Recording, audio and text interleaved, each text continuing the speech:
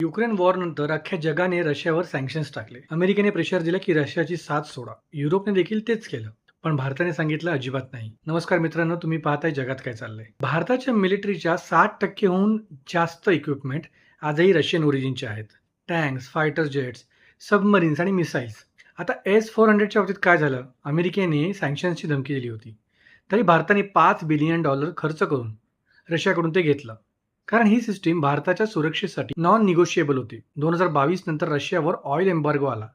भारताने discounted Russian oil घ्यायला सुरुवात केली. आज भारत रशियाचा सर्वात मोठा ऑइल बायर आहे. त्यामुळे भारताच्या कॉमन माणसाच्या खिशातले पैसे वाचले. 1971 मध्ये इंडिया आणि पाकिस्तानचं वॉर जेव्हा छेडलं गेलं, तेव्हा अमेरिका आणि चायना दोघेही पाकिस्तानच्या बाजूने होते. अमेरिकेने तर USS एंटरप्राइज ही न्यूक्लिअर वॉरशिप इंडियन ओशनमध्ये पाठवली भारताला घाबरवायला. रशियाने न्यूक्लिअर सबमरीन पाठवली अमेरिकेच्या विरोधात आणि भारताच्या सपोर्टमध्ये. त्या दिवसापासून हे रिलेशन्स वेगळ्या लेवलवर गेले. युएनने काश्मीरवर जेव्हा रेझोल्युशन आलं, रशियाने 6 वेळा व्हीटो वापरला, तो सुद्धा भारतासाठीच. आज जग म्हणतं भारताने रशियाची साथ सोडावी, पण भारत एक गोष्ट विसरला नाहीये. जेव्हा खरी गरज होती, जेव्हा अमेरिका विरोधात होता, जेव्हा चायना शत्रू होता, रशिया एकटा उभा होता. ही मैत्री आयडिओलॉजीवर नाहीये, ही मैत्री हिस्ट्रीवर आहे आणि इतिहास विकत घेता येत नाही. पाहत राहा जगात काय चाललंय.